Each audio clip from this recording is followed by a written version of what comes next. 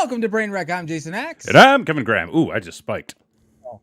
Whoa, what just happened there? Oh, buddy. Hey. I'm bustling Hey, the red. Hey. and this is the best show on the internet. Hey. Yeah, we are. Coming in right on time here, folks. Right on time. A little late start, but hey, that's the benefit of being an independent contractor. Is that you get to make your own hours. You get to. We're not pigeonholed to some type of time schedule or No. And plus, you guys aren't paying us to be here. So no, I'm not getting paid. I'm not getting paid shit. No, I'm doing this out of the kindness of my own heart. Like, y'all should be thanking me for all this. I put a lot of time and effort into this. You know how difficult it is to produce a show? Actually, I do. Yeah. No, but like this show, how difficult it is to produce this show. Yes, I do. Did it for many years. Well, but I don't know about that. Hey, Fenton. All I'm saying is this shit is hard. It takes time. It takes energy. Yeah. Go buy a t-shirt, okay? tpublic.com, search Brainwreck TV. Go buy a t-shirt. Help us out. Well, folks, it's another tough one. Yeah. Here tonight. We've done a couple of these kinds of shows for people who have passed away and things like that. And it comes to mind, we did a show for Brody when Brody passed away. We did a dual show for Terry and Bray when they kind of passed away in the same week. Yeah. This one's by far the hardest. Yeah. Closest to do. Absolutely the closest. Thank you, Fenton, for picking those up. Fenton, you don't need to buy anything. I mean, it was that Black Friday sale. It was a good Black Friday sale, yeah. Yeah, there you go. So yeah,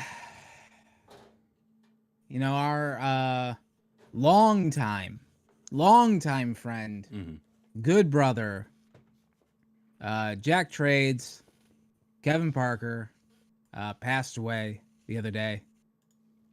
With so I guess a semi-long battle with cancer. Okay. Sick for a long time.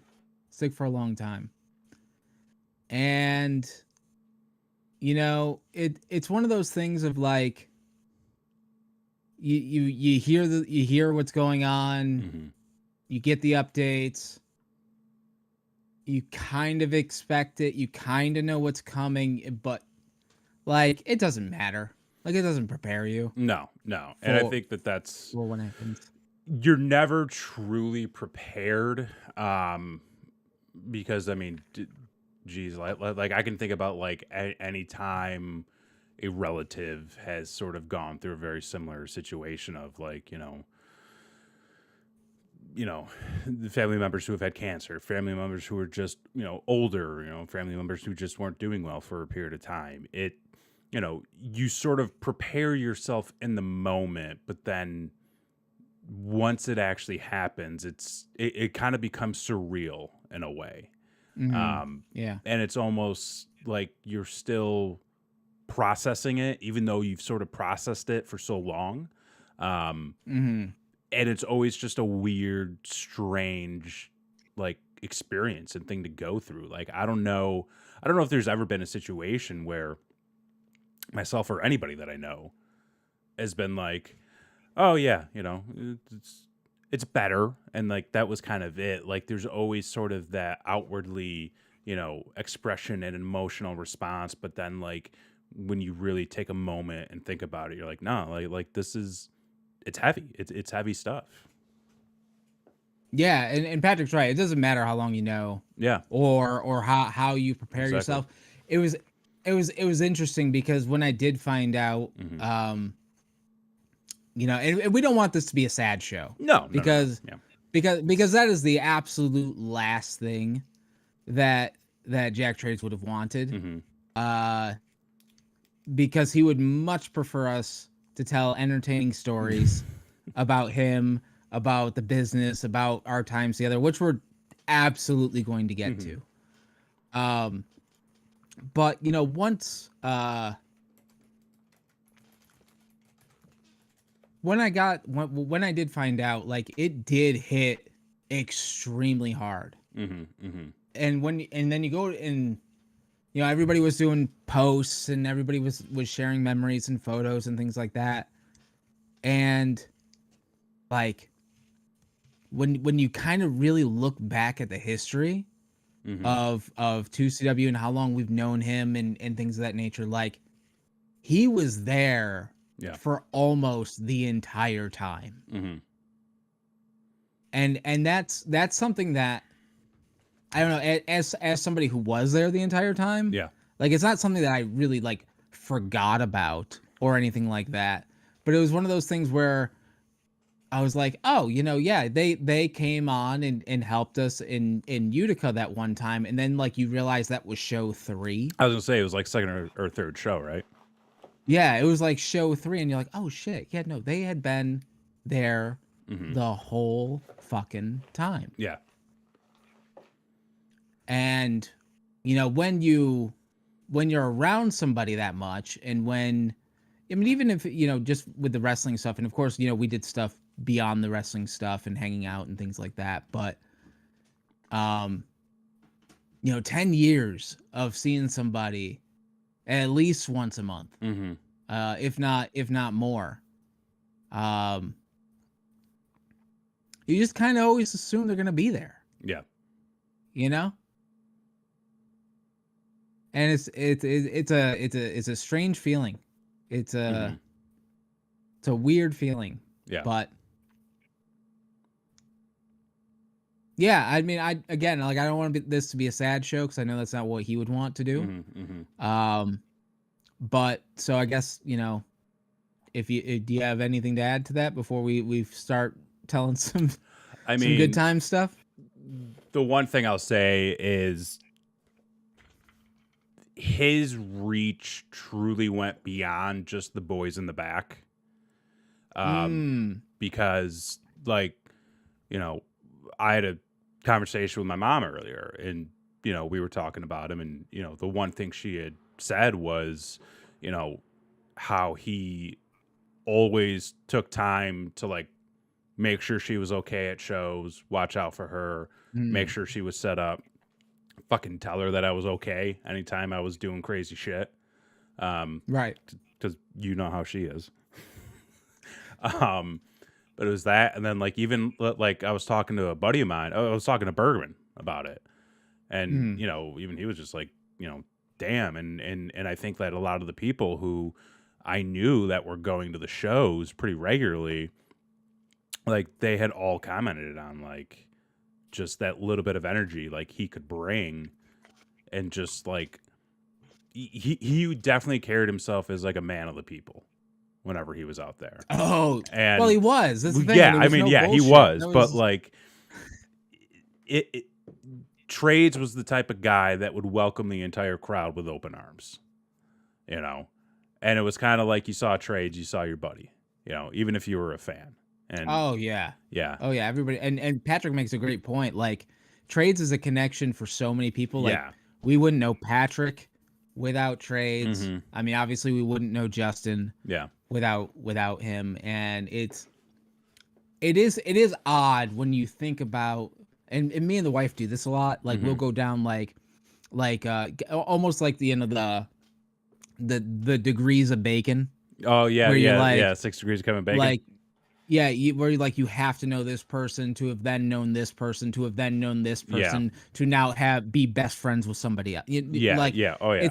It's a weird trajectory that life can take you. And Trades for a lot of people was that friendly face. Yeah.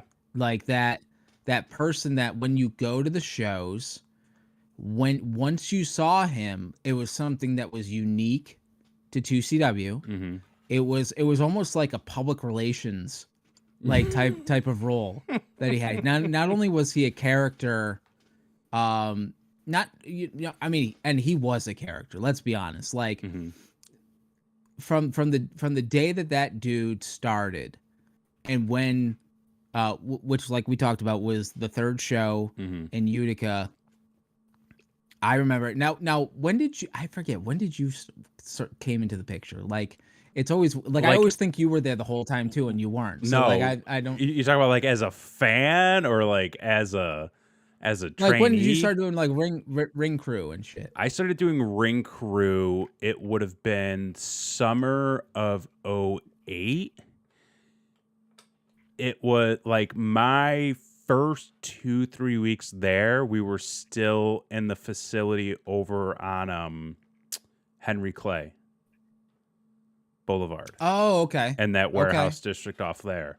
Because like I did like 2, 3, 4 sessions there, and then like the following week was when we moved everything. So like Mm, that was kind of my first taste of ring crew was moving the fucking school. Um, yeah. but yeah, I was there, and then I think I want to say I officially started doing crew that July show. I think it was. Okay. I want to say no. But No. were we already out of Henry Clay at that point then? Yes, we were off of Henry Clay. My first show was the Riot in Binghamton. That was my first. That was my first show on Ring Crew. Was the fucking Riot in Binghamton. Wow. Yeah.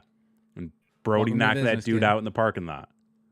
Yeah. Fuck yes, he did. Like that was that like I am just this like the fucking kid at this point. Like I'm 19 Mm-hmm. years old. Okay. I don't know my ass from a hole in the ground. Okay. Mm-hmm. And I'm just like, yeah, I love pro wrestling. This is where I want to be. And I'm pretty sure my first interaction at the building, Josh took a swig of Jack Daniels and burped in my face. Um, he was just like, "Hey kid, come here." He was just like, "What's that smell like?" And I was like, "I don't know, I can't smell." And he was like, "Really?" And I was like, "Yeah, no." He's like, "It's Jack." And I'm like, "Cool, man." And then yeah, set up the show. They put me at the back door. And that's just when things got fucking dicey, man. Like the show was great. I was all into it. And then like dudes just start going after Brody in the back corner.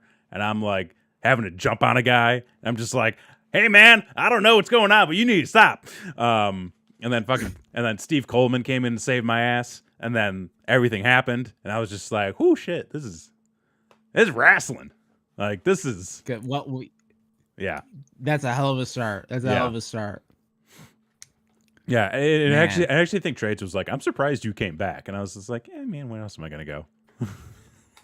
I mean, where else are you going to see something like that? Yeah, That's the thing, you know? I'm like, Jesus, this is what you guys do every weekend. Fuck, I'm intrigued. Yeah, right? You're going to get some stories out of the thing, Yeah, right? yeah.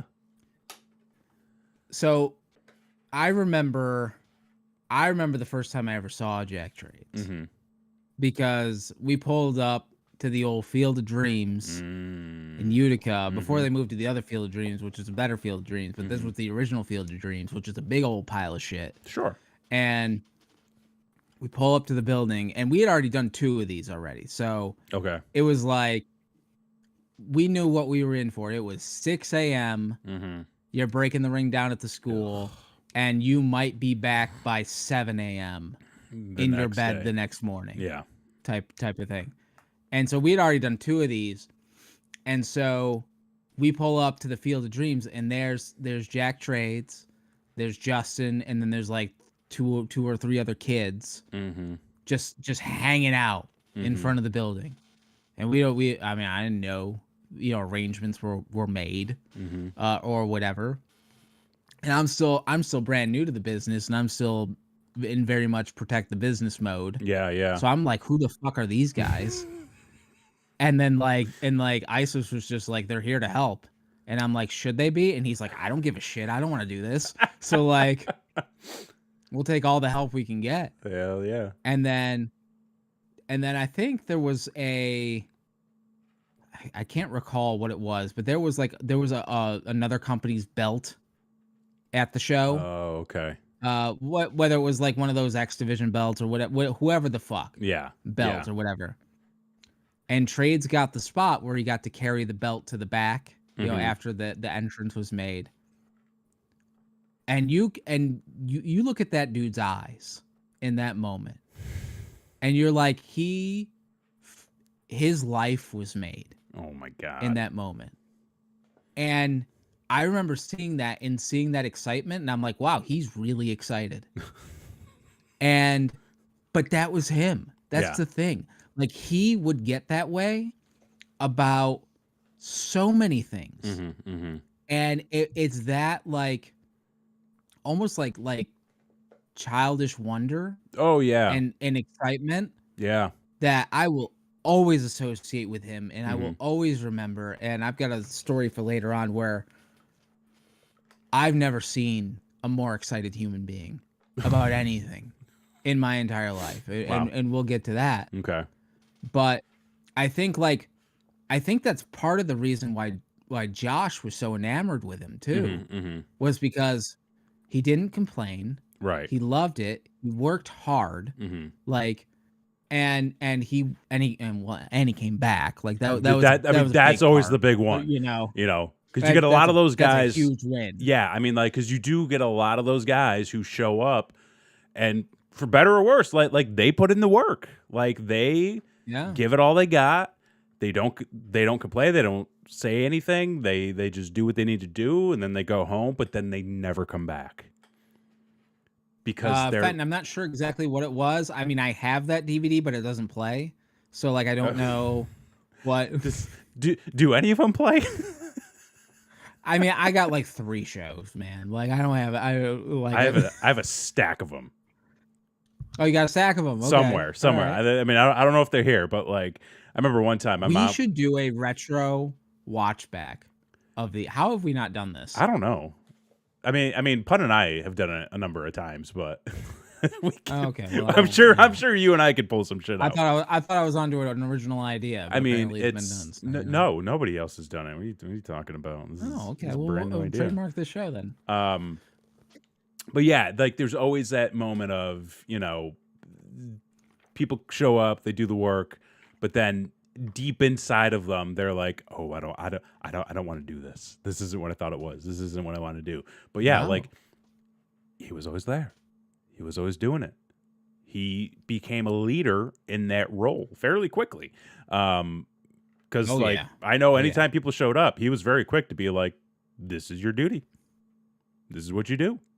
Oh, go do it." Fenton's only missing 6. Him and Justin were talking about doing a watch. Like, hey, well, maybe we can talk about. Maybe we can work something out with you guys. Yeah. Maybe we can. I know my mom was just like buying those at every show, and I'm like, like, we can probably get those for you. And she was just like, "Yeah, but I like to buy them." I'm like, "That's fine." She likes to support the product. Yeah. She just likes to be involved, and I'm like, "That's great." Like, the amount of T-shirts I came home with the last time I was in New York, she's like, "I have all these wrestling shirts." I'm just like, why? It's just like autographed Cheat shirt, fucking Smash Bros shirt, fucking Nigel McGuinness shirt that was autographed, which actually that's kind of cool because I was on his DVD. Yeah. But yeah, I don't know where it's going with that. Okay. Well, anyway.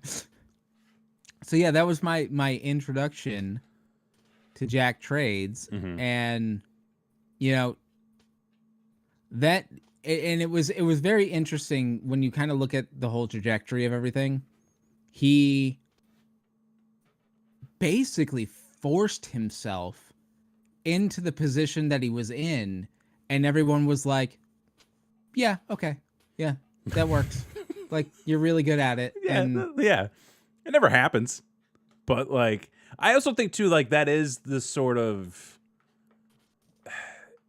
kind of like what we were saying before. Like, you can do that as an independent. Like, hey, if you got a hole that needs filling and somebody's willing to come up and fill that hole for you, if they do a good job, yeah, keep them on. Totally. Absolutely. And he always went above and beyond Mm-hmm. with everything. Mm-hmm. Mm-hmm. Like it didn't matter. Like I remember there were plenty of times where we were trying to figure out how to make a spot work, or I was like, hey, Jack Trades. And he was like, Jason X. I'm like, hey man, do you think you could find me some barbed wire?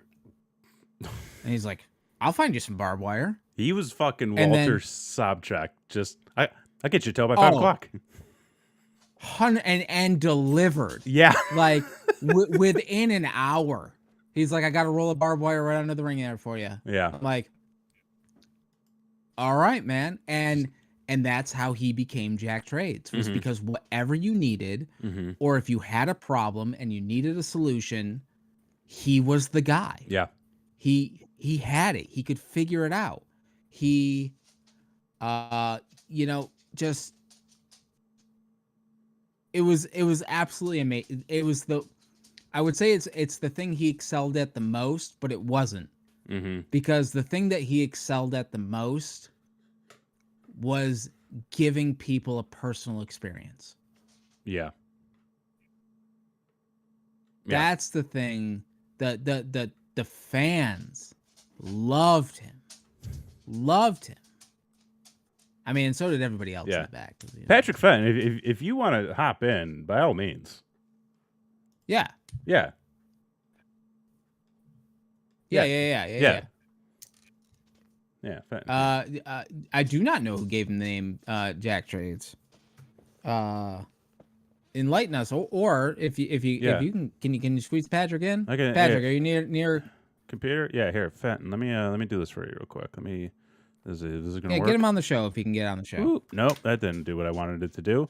Nope, Oh, that shit. didn't do what I wanted it to do. One moment here. I'm gonna go black real quick. Hang on, don't worry. We're still here, folks. Don't you worry. Don't go anywhere. Don't touch that dial. We'll be right back after Kevin remembers to pop out the chat monitor. Okay, here we go. We're full screen. And we're back. Okay.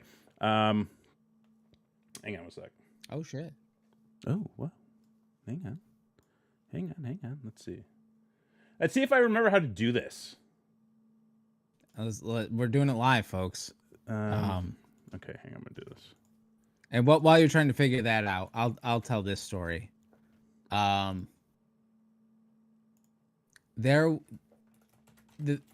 thing that like I always appreciated about Jack Trades, more than anything, he wanted to make sure that if things weren't going well, or if something was wrong, that he would be able to help. You know, as you probably, if any of you know what we're talking about with 2CW, you probably know I did a lot of stupid shit and took a lot of stupid bumps and did a lot of terrible things to my body. And every single time, if I was thrown off, thrown through a ladder, thrown through a table, whatever the case may be, the first guy who was always there was Jack. To make sure I was okay, give me the Iggy squeeze, asked if I ever needed anything, which I always appreciated. Yeah. Because there were times when things didn't go right, and I needed a minute, or got a concussion and couldn't think, or whatever, and he he was always there to check and to make sure that we were all right, and to make sure that I was okay, and that's the kind of guy that he was always putting, always making sure that everybody else was all right, making sure everybody else was taken care of. Yeah. And it's interesting too, because I remember when I first started going to shows and like seeing him out there and just thinking it was so strange that there was this man who was just running around ringside, and anytime somebody was like diving into a guardrail or taking a plancha, he was always just right there. Almost like in a way I was like, is he getting in the way? But it was like anytime there was chaos on the outside of the ring, I'm just like, what is this man doing? Like why is he here? And then when I started training and I started wrestling, and like you said, like, you know, if you blow a spot or if like you're on the outside and you maybe take a hard hit, like he's there to actually check on you. And then like the more I started like seeing that and experiencing that happen, I was like, this makes the most sense. Mm-hmm. Like, people get fucking hurt all the time and they don't have a way to communicate, you know? Mm-hmm. Even if he's got to like run to the back and give an Iggy and then like come back and give a message, like that makes sense. It makes sense to have a runner in a match, making sure that things are okay, not just from a gimmick perspective, but like from an actual like, hey, these guys are hurt perspective. Fenton, if you want to jump in the live show channel, go ahead. I see you're in there. Yeah. Get in the boat, Fenton. Gosh. Get in the car. Yeah. I'll figure out how to share you in. And the thing is too, like a lot, not the agent who's about to join us, but a lot of independent refs don't know what the fuck they're doing. So even if you have to communicate that you're hurt to them, they don't know what to do. Yeah. Like they're gonna throw up an X to a thing, and nobody's gonna know what that means. What is he, fucking New Jack? Like, why is he doing this? Like, what's going on? Yeah. So it was always appreciated. As Fenton's gonna try to get on, I will say I am sporting today my entrance vest that I had, the one that does have Jason Axe. So this was a gift from Jack Trades to me when I was first starting out, and was still kind of trying to figure out a character, trying to figure out who Jason Axe was. Sure. And he said, you should come out with a vest. And I was like, oh yeah, that'd be cool. And he goes, here you go. I go, what? You just had this? And he's like, yeah, fan gave it to me. I go, what? He goes, yeah, like I was. It's like I was smoking a cigarette out in the parking lot, and the fan was he's talking about that he's like a leather vest maker or something like that, and we were talking and shooting the shit, and he gave me two. He's like, you want one? I've never heard that story. I was like, he just gave you one? He's like, yeah, he gave me this one, and he gave me a brown one. He's like, I kind of like the brown one. You want the black one? I'm like, fuck yeah, I do. Yeah. Like this is a really nice vest. You know? And I rocked this my entire wrestling career. Eventually put the patches on the back. But it was a real staple into, becoming the character, becoming what I ended up becoming. Fenton, are you here? Do we have the agent with us? Agent? Hello? I see him. I don't see him, but wait, hang on. Oh, what happened? Oh. Do we have, let me see, show members? Ah, there he is. Oh. Okay, great. Now I gotta do this. I gotta figure it out. Hey, buddy. Wait, I can't hear you. Connect your microphone. Your audio settings. Brother. Oh, we're doing this on the fly. I love it. Let's see. Yeah. I mean, that's what we do here. That's what we do here. Can I get like a different, let's see. Guys, producing a show is hard. Okay? Wonderful job. I'm doing the best that I can. Leave me alone. Hey.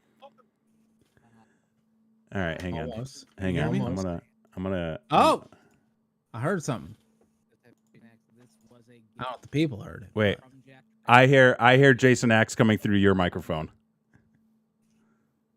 Oh yeah, Fenton, you gotta mute the show. Yeah.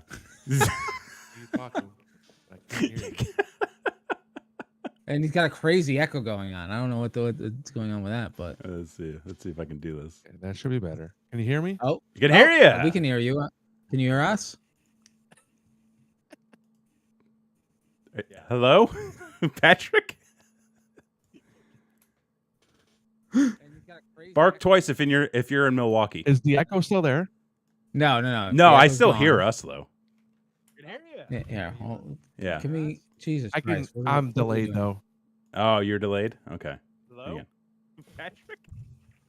I'm so delayed. Bark twice if you're No. All right. Let's see if I can do something real quick. Oh no, that's not what I want. Is this what I? Where do I want? No, wait, Yeah. I'm breaking I have everything. no idea if this is working right. Oh, hey. What we got? Oh, I got the setup. I have no idea how to work it. See, it's okay because like I do the same thing. I have a very difficult setup on my end too. No, I can I can still hear myself.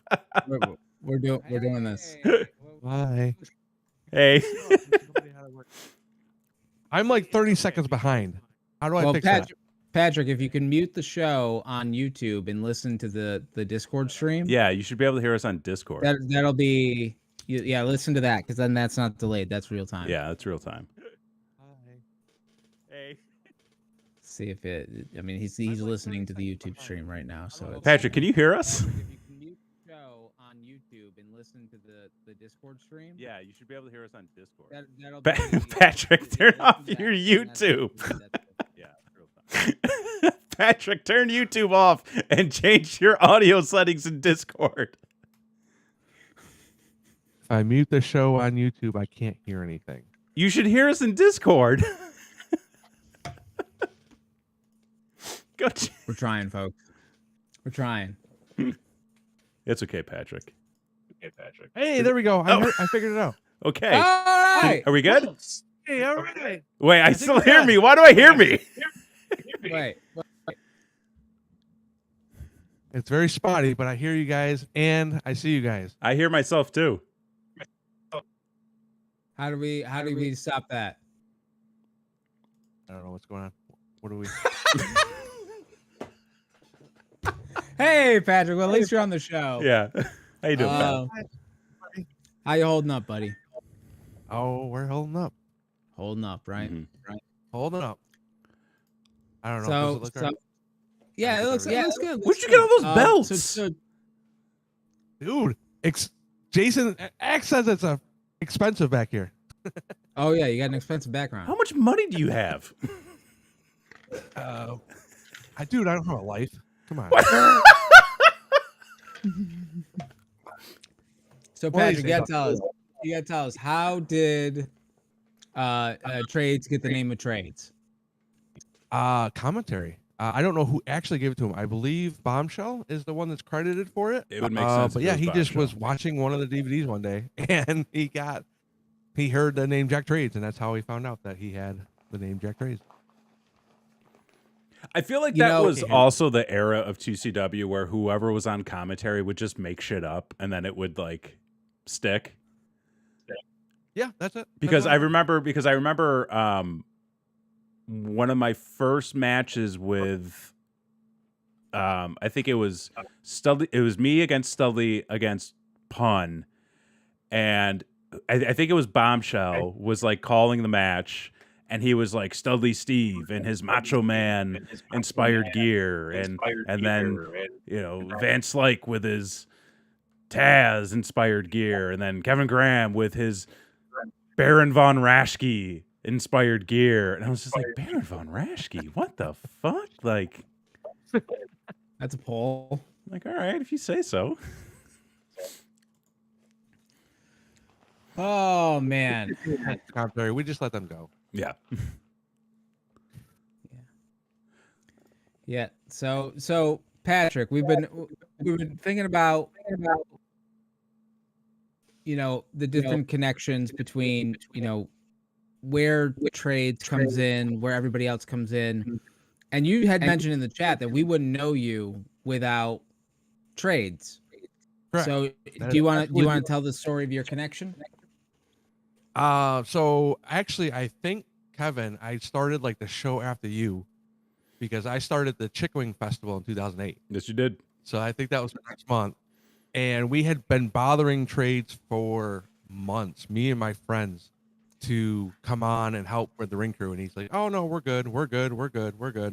And then at the Chick Wing Festival, something happened, and he had like no crew. There was like 3 guys there. And he's like, yeah, if you guys could help, that would be awesome. And then me and my friends started up. And then, like you guys said earlier, by the end of the night, 2 of them were already gone. Yes, I remember that. That was it. And if you guys remember, my cousin Ross was with us for about a year. Yeah. Mm-hmm. And then he decided to, go get a wife and have kids and all that, and left us. Yeah, who does that? So everybody was interested in going and seeing Benny Mardones that night. Right, so that fucking could, Benny Mardones. Yeah. Yes. Yep, that is absolutely true. Because then, wasn't the week after that the fair in Utica? Yes. Because Benny Mardones was playing that thing too. That is, yes, that is absolutely correct. Yes. And that was the first time I found out that I met Loca Vita, maybe without his mask. Oh. Wow. I don't know why that sticks out, but that sticks out to me for some reason. Well, I mean, the amount of times he was trying to fucking work that gimmick on everybody, I think it stands out for a lot of people. Relentless. Yeah. Yeah. I will say the I believe it is that Utica Fair show that is where the birth of Wayne with Spike and Jack Trades began, because me and Spike were headlining the Utica Fair show. Yep. And he came up to me. He's like, "Hey kid, what do you want to do?" And I'm like, "I don't know, the same shit we've been doing, where I'm going to call a bunch of spots. You're going to say okay and not remember any of them, and then we're just going to go fucking wild."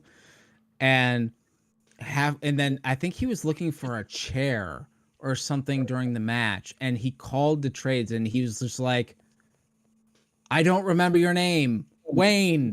Get me a chair," or whatever.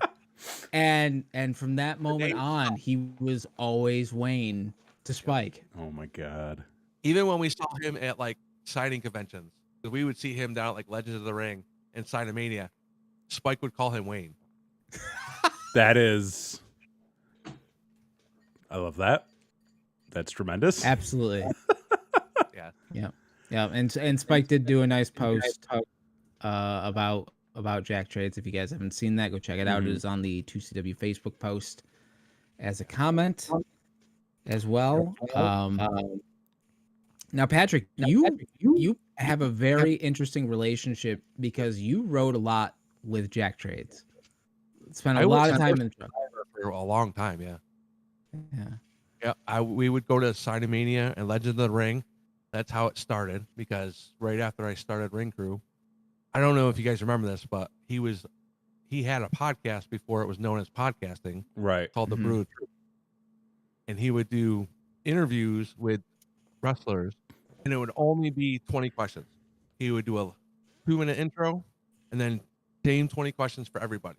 Sometimes the interview would go 15 minutes, see George Animal Steel. Sometimes it would go an hour, see Rob Van Dam. Mm-hmm. And he would just do the same thing. He probably did 40 to 50 of these interviews, and he would just post them up on the internet. Yeah, I mean, he was definitely the first podcast I ever did. So, I mean, again, we're connected that way. Like, without Jack Trades, does the show happen? I don't know. It's weird to think of, like, and I mean, I have a lot of memories with Jack Trades. I spent a lot of time with Jack Trades inside the ring, outside the ring. But it's one of those things where, like, it's weird to think that he just will always seem there to me. He'll always seem like he's right there. You just turn around and you're gonna see him, kind of thing. And I don't think that it'll ever go away. And that's kind of like the real feeling of somebody who really made a lasting impression in your life. Is even though they're gone, you always feel like, oh, hey, they're right over there with a quip or story or something. I feel the same way a lot about my dad. Like, I'll always think about my dad as always being there, and I know Patrick, you probably feel the same way, of like, though they're gone, they're still there. And it was just the other day something happened where it reminded me of a story of my dad, and I told my kids about it.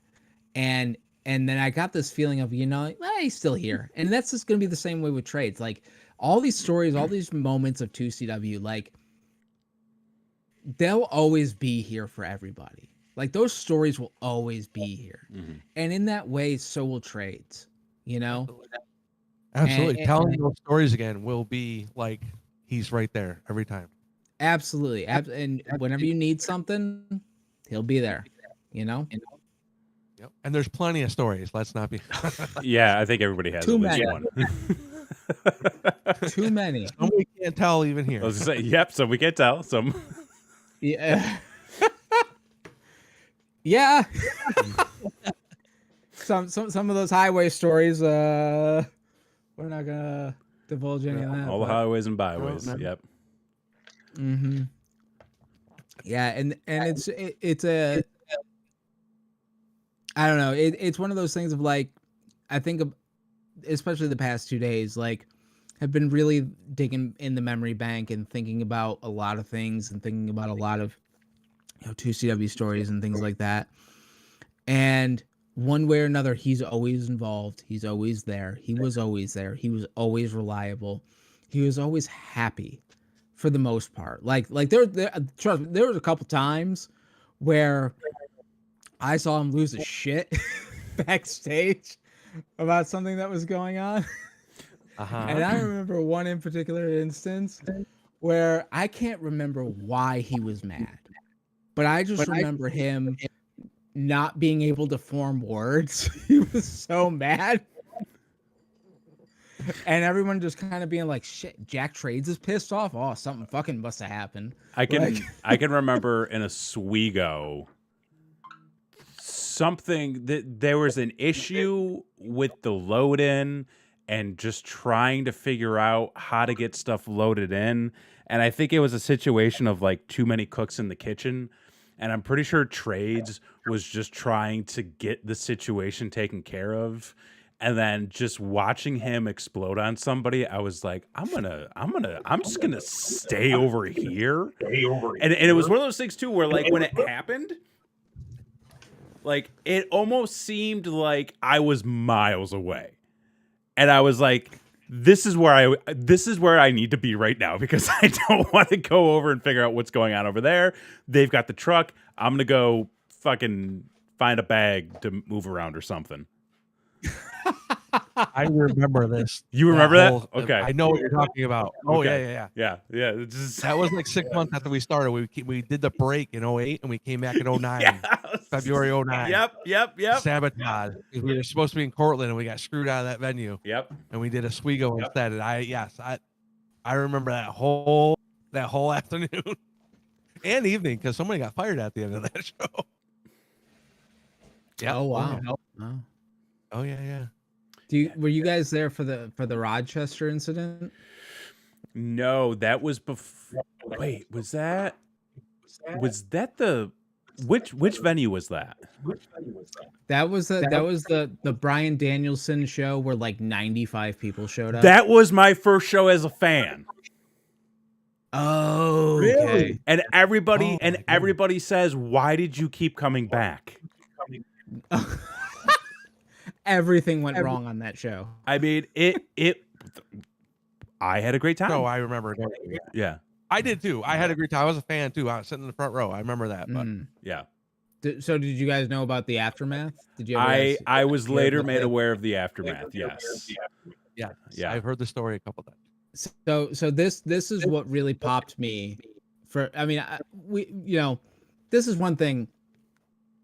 Jack Trades will not let you get over on him. Like he's always gonna come back with something. And what happened was we were running the show in Rochester. Ticket sales were dog shit. The venue was being a pain in the fucking ass. And we were trying to get the fuck out of there, and everyone was in a miserable mood, and the venue guys were being real dicks about it. To the point where words were said, gloves may have come off, and there was about to be, you know, some hands thrown type of situation.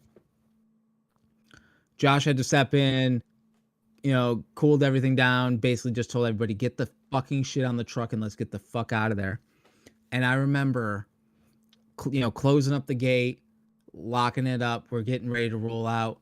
Jack Trades casually whips out a pocket knife and walks over to about, I don't know, 10 bags of salt because of you know, salting the sidewalks, and just goes, "Shh, let's roll." Just fucking shanks him? No, he sliced open like 10 bags of salt. Yeah. So they just started spilling all over the venue, and he's just like, there you go. Goodbye. Oh my God. I will say, I do feel like those earlier shows that I was not involved with, like, the weirdest, wildest stories seem to come out of those. I mean, yes, because you have to remember, like, you're dealing with people who have been doing physical labor for 48 hours at that point and have lost their fucking mind. Yeah. Like, that is where the real stories come out of. And I can tell you, I mean, I can't tell you because I can't remember, but like, and Patrick, you know this, and so do you. Well, the thing with you, Graham, is like, you're usually on talent a lot of the time. So yeah, like, I got to miss a lot of the fun stuff by driving these fucking dubers around.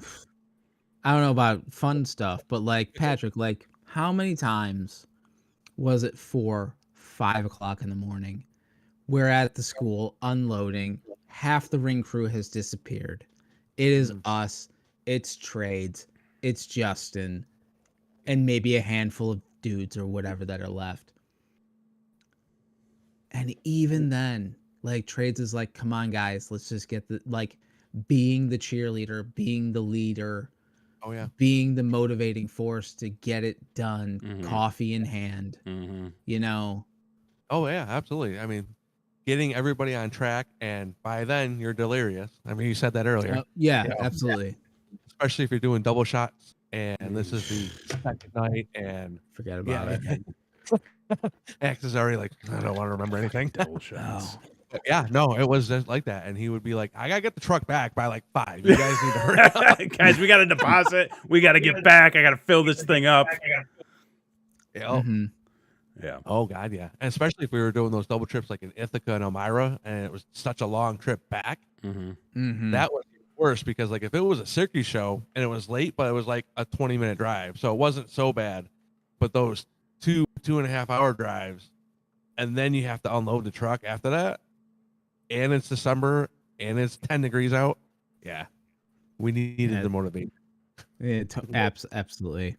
So Patrick, we have you on the show, and you're probably our first guest ever, right? Yeah. First guest ever. Should be. So hit us with your favorite Jack Trades memory you got. So I know I'm putting you on the spot, so I know, but. Well, like, so as the character Jack Trades, the first thing that comes to mind is when he did the table thing with Jimmy at Living on the Edge. Oh, yeah. Right? Okay, yeah. So that was... Right, yeah, like, yes. And he kind of, like, was hinting around that he was going to do something, but he wouldn't say anything to me because he wasn't sure if he wanted to tell me or not. And then he did it, and we were still in the front row then. Like, I was still buying tickets. So when it happened, like, we were losing our crap. I have a fan cam of that. I was recording the show, and I'm like, I want to dig it out and watch it again from my point of view, because that was one of the coolest things at the time. Like, that was like the coolest thing ever, was that Jack Trades is putting Jimmy Olsen through a table. Yeah. Personally, though, as Kevin Parker was, I think it might have been that same weekend, actually. He stayed with me and my dad, with Cosmo. Oh, really? Came over at my place, and at the time, like, we didn't talk personal lives for the most part when we did Ring Crew. We just came in, did our shit, and left. And I had been getting close with them because they were inviting me to these shows and doing the conventions and all that. So they didn't, for some reason, they couldn't stay wherever they normally stayed. So they're like, hey, can we stay with you? And so they did. And my dad, as you guys know, was sick and he was not going to be with us much longer. But at that time, we didn't know that. But he was getting around in a wheelchair and I had been taking care of him and he was on dialysis. And there's boxes on my wall of all the dialysis stuff. And there's cables running all over the floors and all that. And Trades was like, I never knew any of this. And I'm like, well, yeah, why would we talk about these things? We, Right. We go to wrestling and forget these type of things. We don't, that's the kind of thing. And he ended up going on social media. So basically MySpace and Facebook at that time. And he wrote this, like, you know how he writes things. He wrote this letter talking about one of his fans and how he became a fan of mine because I was taking care of my dad. And that was like one of the coolest things ever because nobody had done anything like that. And I, again, wasn't broadcasting these type of things. But like it meant so much that he took time out to be like, this dude who's 26 is taking care of his dad and comes to the shows, but he doesn't say anything. He just does the work and enjoys the shows and then comes home to what's got to be really hard taking care of your father. Right. And it brought, I just read this the other day because I was thinking of Justin and him doing the same exact thing that I did 15 years ago that he was doing in the last week, 2 weeks, 3 weeks, whatever it's been. Right. And yeah, so like that as a personal memory of Kevin was it. Yeah, and boy, did Justin get the same gift of writing that his dad has because both of those guys can write a novel, and beautifully too. Like the gift of being able to tell a story, the gift of being able to convey your thoughts down so eloquently too, for the most part. Like really, really well done. And I think about some of the other tributes that he had paid to, like his sister, in the past and things like that. Like just to be so in touch with how you're feeling and to be able to convey that, like that is a real skill and a real talent and a real emotional sophistication that most people don't possess. Yeah. And it's a real treasure because I got a 7-year-old son. Emotions are hard. Okay. The boy saw an ostrich the other day and he started crying. And I didn't know what to do. And I'm just like, what's wrong, buddy? He goes, I don't know. I go, okay, neither do I. Like, what are we doing? Yeah. So to have that kind of command to be able to write that kind of stuff, like it just really shows like he was an emotional guy. Like he was a guy who was really in touch with like the human spirit and what it was to be able to feel, and that really portrayed in not only who he was as a person, but him being able to tell a story, and then him to become a character that so many people gave a shit about. There are plenty of people that nobody gave a shit about that entered in that ring.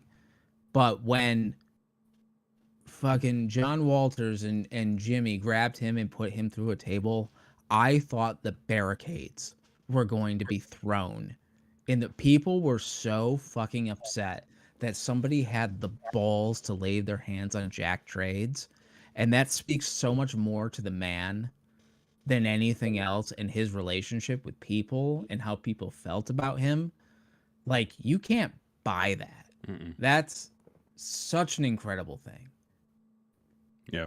Yep. He was as real can get as far as a lot of that. Like, I don't even remember who. There's been so many memories shared on Facebook. I'm not sure who exactly put it this way, but they're just like, he would just ask you about your day, and then like the next thing you know, like you're telling him half your life story because he wants to know, and he generally wants to know what was going on and how you're doing, and it came across all the time. And from 2008 to 2015, you talk about how we spent 1 or 2 times a month together. I spent more time with him because we were doing the other stuff. We were doing the podcast. We were doing the Sinomanias.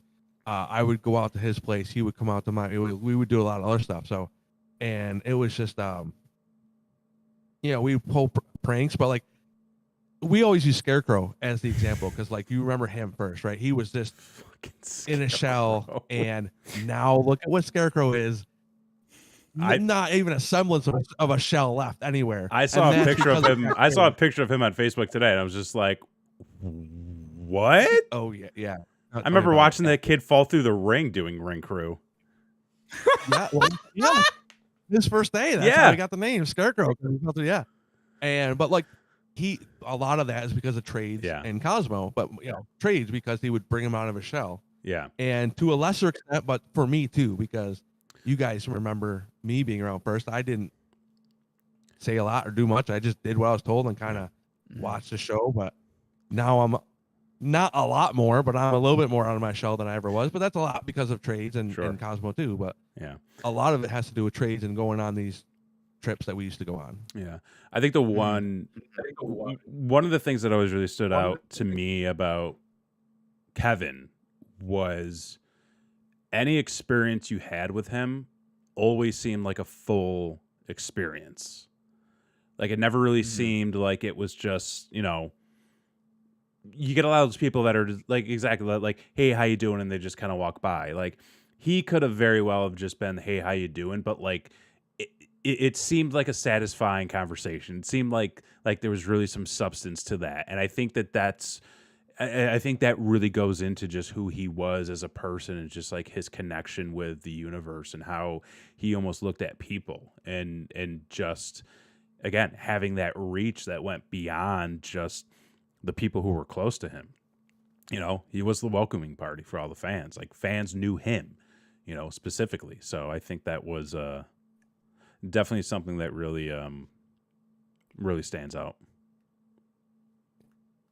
Yeah, and he much like Justin, like both of those dudes, I commend so much for actually giving a shit about their community and giving a shit about where they live. Yeah.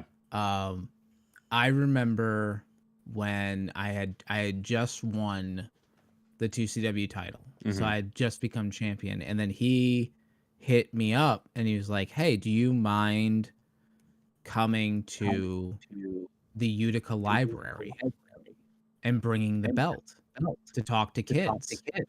And I'm just like, what? what are you talking about? Right. I'm a 21-year-old kid who's holding an independent wrestling belt, and he's saying like it would mean the world to them. Like you don't even understand. And I was like, yeah, of course I'll do it. And so like I go, and it's a room full of kids, and Trades is putting me over like Rover, and I'm just standing there like I don't know what to do. Like I'm socially awkward. I'm just holding the belt. And then he puts me over, and then he goes, "You kids got any questions?" And the kid raises his hand. He goes, "You know Rey Mysterio?" I go, "I don't know Rey Mysterio. I'm sorry." And he looks all sad, and then sits back down, and then it's kind of awkward and weird for a few minutes. And then Trades is like, "Does anyone want to hold the belt?" And like every hand goes up, and I'm like, "Okay, my job's done. I'm cool here." But like, the fact that he would even give a shit to like say, "Hey, you know what would make these kids' day in my community, at my library that I'm an active part of is, hey, they're gonna get to see a wrestling guy with a belt, and that's gonna make their day." And that's like so many people don't care. They don't care about where they live. They don't care about the community that they're in. And both he and Justin care so much, and it's so admirable. And it just speaks volumes to like who he is and who he was, and just who we should all try to be. Yep, I couldn't have said that better. So somebody else go with the story. Somebody. I don't think we could go any further without talking about the dive spot. Okay. Which, if I can, I'll try to even pull it up. But the fucking, I don't know how it came up. I don't know who initially planned it out. I remember there was a list in the back at that Binghamton show because it was a 4-way, right? It was like Freddie, Brody. It was Freddie, Brody, me, and You. Jimmy. I don't think Jimmy was there. Who's the other guy in that one? I don't remember. Yeah, look it up. Yeah, Fenton, you should. I apologize. Yeah, I remember ISIS was supposed to be in it. Yeah, but then he got hurt. Okay.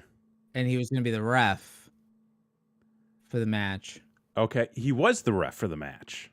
He was the ref for the match. Yes, because he was part of the team, one of the people that died or that dived. Anyways, I just remember there was a list going on, and they were like ordering people up, basically like it was a fucking Royal Rumble, and they were like, "Okay, you're gonna come out here, and then you're gonna come out here, and then you're gonna come out here." And I was like, "Can I be a part of it?" And he was like, "Yeah, you're gonna come out here." I was like, "Yes, I get to do something." But I just remember just watching through the curtain, just like the spots coming up. And then I see Trades, and he's just standing, he's standing hard cam side. And then Brody goes to take off, and he fucking trips Brody, slides into the ring, throws his hat, fucking manages to get up to that top rope, and he goes for it. Like Eddie Edwards. It was okay. Eddie Edwards. Yep, that makes all the sense in the world. That's right. Yep. Yeah. Girls Sorry, Eddie. But I think that just the reaction that he really kicked off, because like you had like, you know, fucking Freddie dive, Eddie dive, ISIS did a dive for fun. But then when you saw Trades do it, you're like, this is getting wacky. Like this is, and it really kicked off a fun thing. If I recall, the whole thing kind of the whole thing was Brody's idea.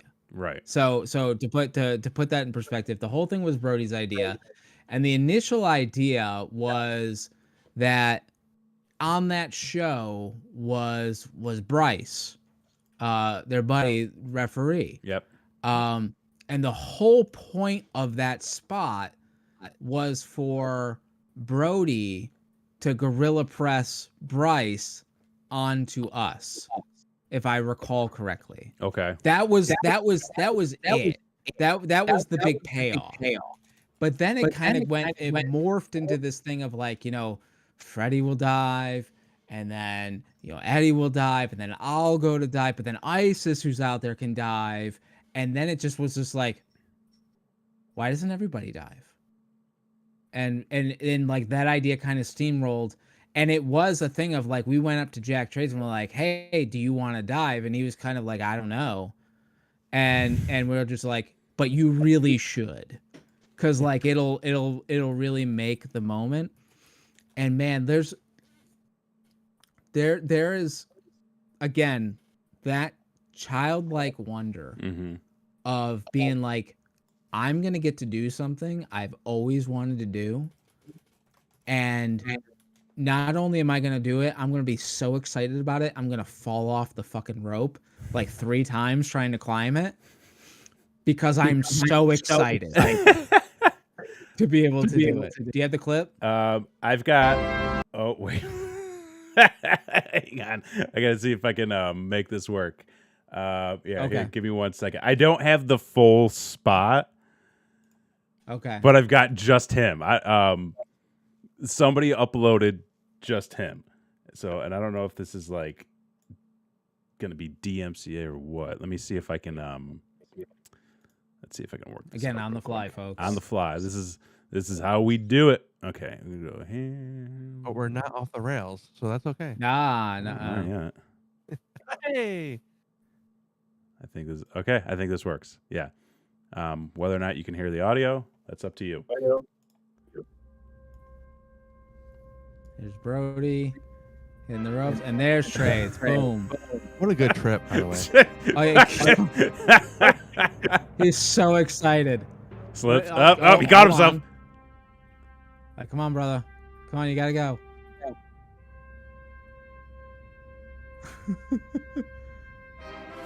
Hello? Oh my God. Man. Yeah. Yeah, man, it makes it. I don't know. I've seen something like that. Like, it's just a reminder of like how lucky we all were to be able to do that for so long, that we got to be able to do it. And there's a lot, especially at the time, there was a lot of bitterness towards the business and the industry, and you know, trades sure played into that too, you know, just like everybody else did. But when it came time, there was nobody that was more excited, more happy to be there, you know, ready to go, prepared, and you know, to be perfectly honest, Trade wasn't in the best shape, and like at the end of the night, he was doused in sweat, like every time. Yeah. But at the same time, he wasn't stopping. Nope. You can. There's nothing you could do to stop that guy. And then he would help break everything down afterwards too.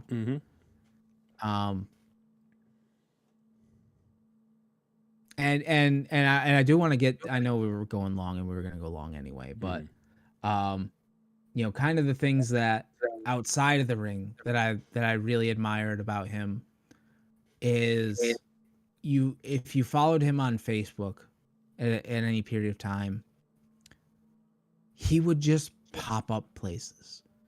He would find weird, fucking bizarre roadside attractions or parks or wherever, and just enjoy the weird, which I think is something everyone should do.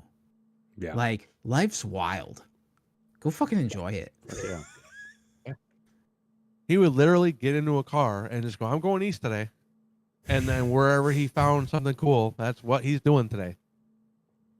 Literally, that's what he would do. That's wild. Yeah.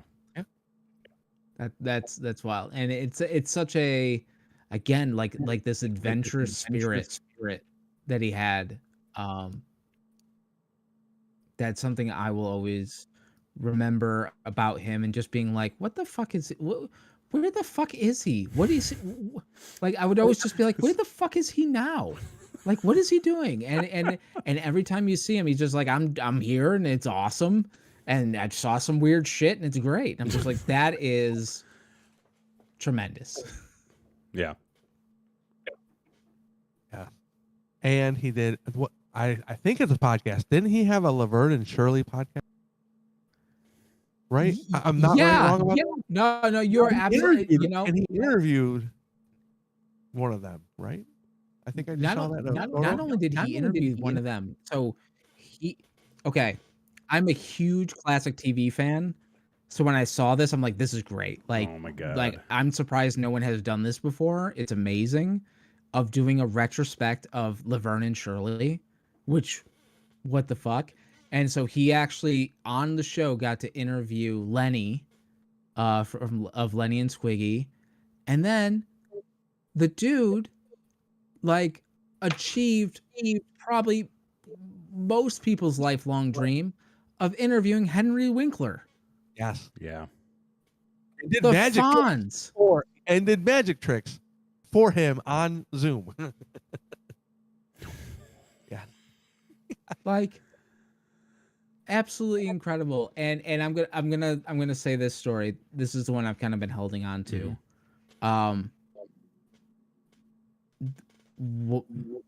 One of the finest moments with him, and I can't forget this moment because it's burned into my brain. Was when we went to go shoot the 2CW stuff with the DeLorean.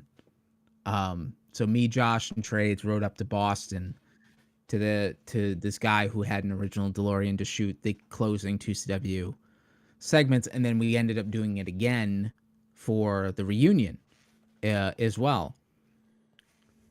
And the first time we went there, we didn't know what to expect, and we take 4-hour long car ride there, and we get there, and sure enough, sure as shit, this guy has a screen use DeLorean. I'm a huge Back to the Future mark.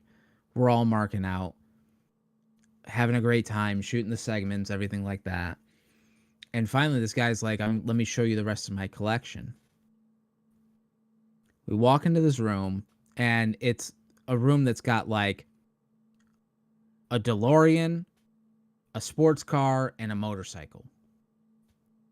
And the DeLorean, the guy goes, this was Johnny Carson's DeLorean.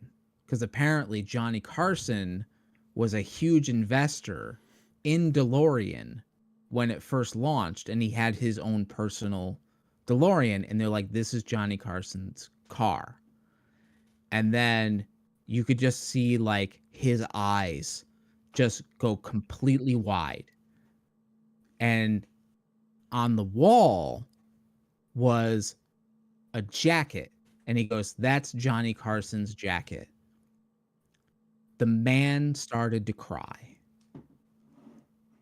And he said, you guys don't understand what it was like to live in a world where every single person in every single American home tuned in to Johnny Carson every single night.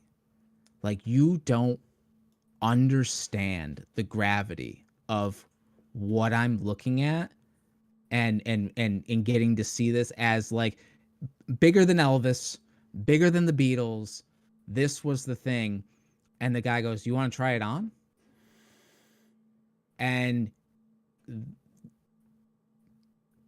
that moment of watching Jack Trades try on Johnny Carson's jacket and seeing like, listen, I got kids, y'all.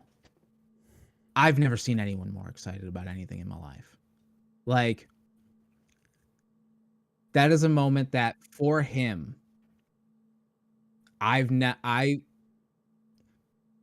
you feel happy for people about certain things. Like, you know, certain people get married. You're like, oh, I'm happy for them. Like, the happiness I felt for him to get that, like, I'll always remember that. Like, that whole going to shoot that thing for 2CW, getting to see the DeLorean, getting to see Jack Trades basically as close as he could to beating Johnny Carson. Like, that trip is absolutely unforgettable. And I will always remember him for that moment, for that trip, for so many other things. But, you know, that like excitement is the thing that I'll always remember more than anything. Yeah. Yeah. I couldn't say it any better. I mean, Great. Well, I guess I don't know. Do you guys have any other things you want to add? Do you want to say? You want to? I mean, again, I think it's I go back to just the way he treated other people, the way he welcomed people into his own life, the way he was so open about himself in a lot of different ways. I think that very admirable for him to sort of put himself out there in the ways that he did, to tell his story, to talk about the stuff that he's been through, and to almost do it in a way that was fearless, because you don't really get that with a lot of people. And I think that when you break it down, there is more than just who he was as Jack Trades. I think that a lot of people really got to experience him as a human being, and I think that that's incredible. Yeah, agreed. You know, Trades, his girlfriend would say that, like, he would tell you that he had a good run. And I know he would say that to people because he would say that to me a bunch. And he would tell me that 10 years ago. And, you know, there was a time where he was supposed to step away from 2CW and retire. We all remember that. Brody was going to retire. He was doing that for personal reasons. And he ended up getting 10 more years out of it. And look at what he did in all those 10 years between going to college right? That's And right. yeah, he went to college. He did the podcast things. He did all the crazy tours that we were just talking about. He's done all the magic shows. I mean, look at all the magic shows he was doing. All the things he did for the kids, like you said, going to the libraries, putting on the magic shows, doing all the stuff that he did. He didn't touch just wrestling people's lives. Yeah. He touched everybody that he was around, all of the kids at the college, because they all respected him for coming back and doing something he wanted to do and get educated on something he wanted to get educated on. And that's something, I mean, like, we forget about it because, like, it was a big part of his thing, but he didn't go around and, like, he wasn't waving their flag. But he just did it. He was like, I want to do this, and this is what I'm going to do. And he did. And he got so many friends out of that. And, I mean, there's so many people that he touched just because of just being the person that he is. Not because he was a celebrity of some kind, just being Kevin Parker, or if you know him because it was Jack Trades. But, like, Yeah. it was Kevin Parker amped up to the 10th degree, like Totally. any wrestling character would be. Yeah. I just remember looking on Facebook. I'm like, that motherfucker's welding now. Like, what? I will say, to kind of close this out. You know, probably one of the biggest contributions he's had, for me as a son. Justin, we love you. If you need anything, we're here for you. And I don't know what else to say. That's it. Yeah. That's all there is to say right there. So we will close on that. Thank you, everybody, for hanging around, checking us out, checking this one out. You know, this one's for Jack. You know, we love you guys. Patrick, thank you so much for joining in on us. We'll thank you, Patrick. We'll try to get you in more of these in the very near future. We'll get your setup worked out. But yeah, thank you guys. I'm glad we got to do this. Absolutely. Yeah, thank you. All right. So for this week, I've been Jason X. I'm Kevin Graham. Fenton, give a sign off. Fenton. Adios. Patrick, later. We'll work on that. This has been your, guys. And for this week, this has been your show. Peace.